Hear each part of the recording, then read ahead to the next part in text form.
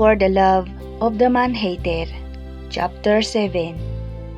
Naghahanda na sa pagbabalik niya sa Tagaytay si Marcos. Thanks for your help, Dad. I can go back to Tagaytay now. Aniya sa kanyang ama. You're welcome, son. How was your supervisor? Tanong ni Don Falcon. I trained her last Sunday, and I think she knows everything about her job. She seems not just a simple girl, as she shows up in the hotel. Wika ni Marcos. That's great. I have trusted her since the first time I saw her.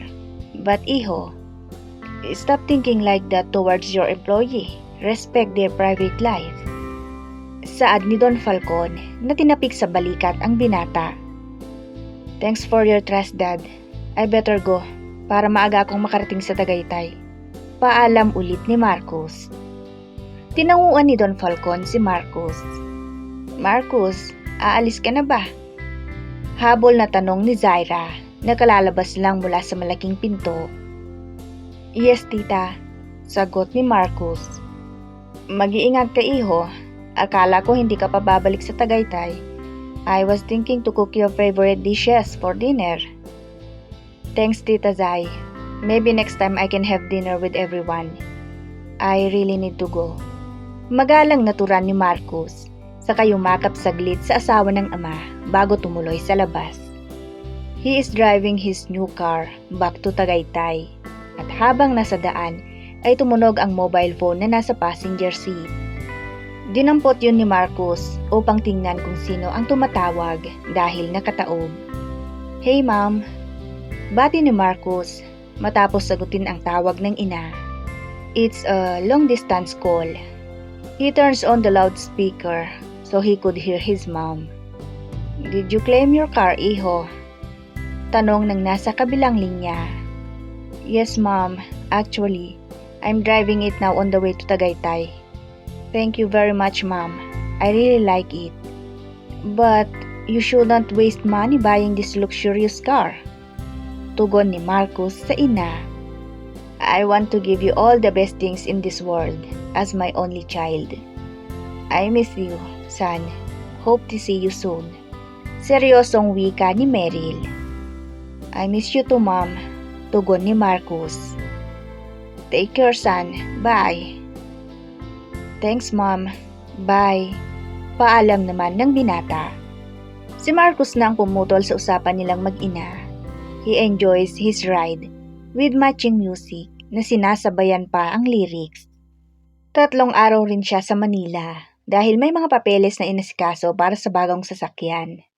Mabuti at hindi pa nakakabalik sa hasyenda ang kanyang ama at ang asawa nito, kaya napadali ang pag-ayos ng mga yun.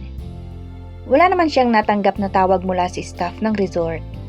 Gayunpaman ay hindi pa rin siya panatag na mawala ng mahabang araw. Pero excited siyang muling makabalik. Why? Siya lang ang nakakaalam. After a few hours of driving, malapad ang ngiti ni Marcos na pumasok sa hotel. Hi ladies, how are you all? Bungad niya sa mga empleyado na naroon. Ngumiti sila kay Marcos. We're good, sir. Sabay-sabay nilang tugon pagkatapos. Pagkatapos ng ilang sandali ay nagpaalam na siya sa mga ito. Medyo pagod siya pero may gusto munang makita bago magpahinga. Pinuntahan niya sa opisina si Ann. Hi honey, I'm back. How are you? Pilyong bati niya pagkapasok sa opisina ni Ann. Napaangat ng mukha si Ann nang narinig ang boses ng boss. Oh, welcome back Mr. Montecristo. Bale walang turan ni Ann. Don't you want to welcome me with a kiss or a hugs? Pilyong saad ni Marcos. Huh? Why would I do that? By the way, may naghahanap sa'yo araw-araw. Parang naghahanap ng nawawalang kambing. Pilyang sabi ni Ann, saka nagbaba ng tingin. Sino? As far as I remember, I have no business with anyone. Kunot noon na wika ni Marcos. Your girlfriend. Girlfriend? I don't have a girlfriend. Unless you want to be. Would you like honey? Seryosong tura ni Marcos saka lumapit sa mesa ng dalaga. Honey? Mali yatang tinatawag mong honey, sir. Oh, come on, my sweetheart. I know you have a secret crush on me. Patuloy na kapilyuhan ng binata. In your nightmare. Pagod mo lang yan. Nasapian ka yata't kung ano-anong lumalabas sa bibig mo, sir. Of course not. Do you want me to prove? Look, I'm missing you. Seryosong turan ulit ni Marcos na sinundan pa ng kindat. Mr. Montecristo, stop teasing me. Would you? I have important things to do, so please, if you don't mind, kindly leave. Sa halip na sundin ni Marcos ang pag-iusap ng dalaga, ay lumakad papunta sa sofa at doon humiga. I'll stay as long as I want. Gawin mo na lang ang ginagawa mo. Sabi nito matapos humiga. Napabuntong hininga si Anne bago muling umupo at ipinagpatuloy ang tinatype niya sa laptop. Panakaw itong tinitingnan ni Marcos at lihim naman na ikinaiinis ng dalaga. Kaya tiniklop niya ang laptop saka tumayo at binitbit iyon paalis. Where are you going? Tanong ng binata rito. In a place where there is no distractions. Simpleng sagot ni Anne. Bumangon ang binata at sinundan ito. Habang naglalakad sila, ay simpleng inagbayan ni Marcos si Anne. Ngunit, agad nilayo ng dalaga ang sarili rito. Subalit, muli lamang siya nitong kinabig at inagbayan na naman. Mr. Montecristo, ano ba? Anas ni Anne na bahagyang lumayo. What's wrong? Maangan ni Marcos. Ibaba mo nga ang braso mo. Agbay o halik. Seryosong sambit nito. Wala. Mariing sambit ni Anne. Hahalikan kita rito kapag kumontra ka. Sumama ka sa akin. Seryoso pa rin ang tono ni Marcos at alam ni Anne na hindi nagbibiro ang lalaki. Sir, ano ba? Marami akong kailangang tapusin na trabaho. Mamaya o bukas mo na tapusin. I am the boss and that's my order. May otoridad na sabi ni Marcos. Nakahinga ng maluwag si Anne nang inalis nito ang pagkakaagbay sa kanya. Ngunit, laking gulat niya. Ang agbay ay napunta sa hawak kamay. Mahigpit na hinawakan ni Marcos ang palad ng dalaga. Kaya wala nang nagawa ang dalaga kundi ang sumama kung saan man siya dadalhin nito. Dinala siya ni Marcos sa dalampasigan.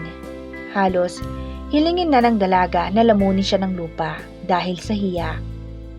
Mabuti na lang at walang pakialam sa kanila ang mga nadaraanan nilang kapwa-empleyado ni Anne. What are we doing here? Tanong niya rito dahil 3:00 pa lang ng hapon. I want to relax. Just sit beside me. And don't try to go anywhere kung ayaw mong matikman ang mapagparusa kong labi. He said in a sarcastic way. Anne knows that he is not joking, pero hindi siya magpapatalo rito. May I remind you, sir, I'm your employee. And anytime, I can file a harassment case against you. What?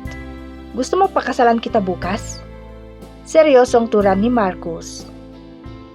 Yung naghahanap sa'yo ang pakasalan mo. May naghahabol na nga sa'yo, di mo pa pakasalan. Ako na nananahimik ang ginugulo mo. Mga lalaki nga naman. Bakit ba parang lason sa'yo ang mga lalaki? Siguro iniwan ka ng boyfriend mo. O di kaya'y nabitin ka. Kaya lahat ng lalaki dinadamay mo. Kunot ang noong turan ng binata. Watch out for your words, sir. Not because you're my boss, ay sasabihin mo na lang kung anong gusto mo towards me. Then why are you so rude? I just want to be close to you. Sabi nito na lalong kumunot ang noo. I hate guys. That's all. Hindi lahat ng lalaki pare-pareho. I don't know why I have to say this. Pero totoo naman, hindi lahat ng lalaki babaero at manluloko. May mga seryoso rin. Isa na ako dun. Nakangising turan ni Marcos. Ilang babae na kayang sinabihan mo niyan? Desperada lang ang maniniwala sa'yo. Manahimik ka na lang. Hahalikan kita riyan kapag nagsalita ka pa. Seryoso ang ekspresyon sa mukha ni Marcos at ramdam ni Anne na tototohanin nito kung ano ang sinabi, kaya hindi na ulit pang nagsalita. Nasa cottage sila, kaya sa halip na makipagtalo sa binatang walang balak magpatalo, ay binuksan niya ang laptop at doon na ituloy ang ginagawa kanina. Para lang magulat nang humiga si Marcos at ginawang unan ang mga hita niya.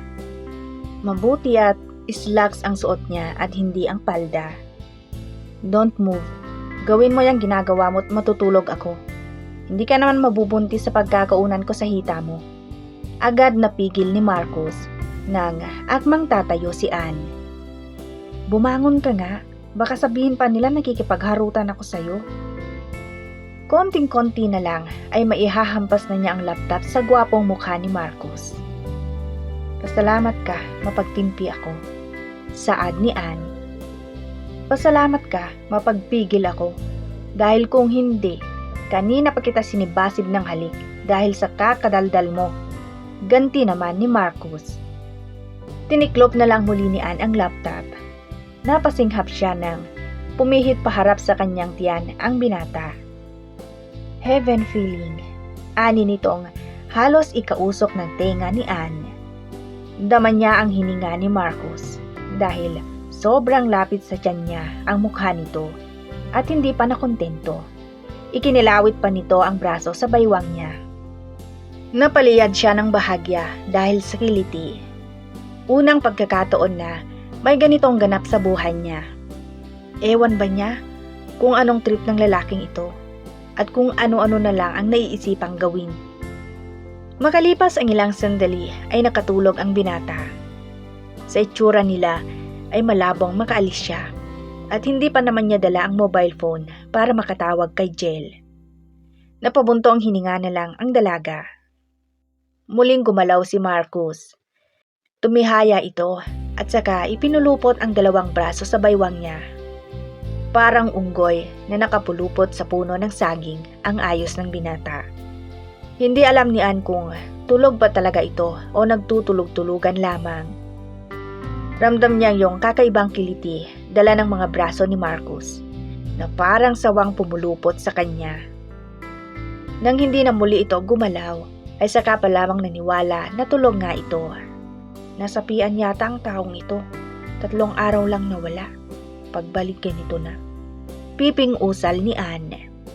Napamasid siya sa mukha ni Marcos na mahimbing ang tulog. Pinagmasdan niya ang bawat anggulo ng mukha nito. Halatang may halo ang lahi nito. Mula sa hugis ng mukha, sa malalantik nitong mga pilik mata. Makapal na kilay. Matangos na ilong na tila ba kay sarap pisilin. At ang mapupulang labi na parang kay ta. Akmang hahawakan ni Anne nang bigla itong dumilat. Ngumiti si Marcos bago nagsalita. Pinagnanasaan mo yata ako. Saad nitong may pilyong ngiti. Just get up, ilusyonado. You what? Kung hindi ko ba naman alam na kanina mo pa ako tinititigan. Tigil-tigilan mo nga ako sa pagsusungit mo. Para kang babaeng menopause. I just want us to be friends like Jel, I and Ashley. Wika nito. Okay, fine. Friends na tayo. Pwede na ba akong bumalik sa hotel? Ayoko nang napipilitan. Kunway sabi nito. Ayaw mo diwag. Bumangon ka na nga. Bumangon si Marcos at tumayo. Saka dinampot ang laptop ng dalaga. Let's go. Anyaya nito. And he offered his hand. Para wala na lamang ingay ay pinaunlakan niya ito. Nang nakatayo na ang dalaga ay hindi pa rin binibitewan ni Marcos ang kamay niya. Marcos, ano ba? Nakakahiya. Mariin niyang bulong. Friends tayo, di ba? Anong nakakahiya ron? Saad ni Marcos. Bitiwan mo na nga kasi ang kamay ko at akin na yung laptop ko. Bakla! Kanina pa kita hinahanap. magkasama pala talaga kayo. Akala ko, biro lang ng mga napagtanungan ko na dumating na itong si Sir Marcus at sinabing magkasama kayo. Wika ni Jel na biglang sulpot. Napatingin ito sa magkahawak na kamay ng dalawa. Friends na kami, saad ni Marcus na bahagyang tinaas ang kamay nila. Pilyong ngiti ang isinagot ni Jel at napatingin kay Ann. May problema ba? Tanong ni Ann. Wala naman, natapos ko na ang pinagawa mo sa akin. Sagot ni Jel na makahulugan pa rin ang tingin sa dalawa. Jel, mabuti pa, tawagan mo si Ash. Let's have some snacks. Utos ni Marcus. Okay sir, mabilis nitong sagot. Habang kausap ni Jel si Ashley, ay pilit pa ring binabawi ni Ann ang kamay niya mula sa pagkakahawak ni Marcus. Subalit, tila wala ring balag bitawan ng binata. Sir, okay na. Papunta na si Ashley sa restaurant. Baling ulit ni Jel sa kanila. Okay, let's go. Pakibitbit itong laptop ni Ann. Saad ni Marcus at binigay ang hawak na laptop kay Jel. Let me go, please. Bulong na pakiusap ni Ann. If I said no, no. Mariing sambit ni Marcus. Wala na siyang magawa, kundi ang magpatianod na lamang sa binata. Wait for my revenge, sa isip ni Ann.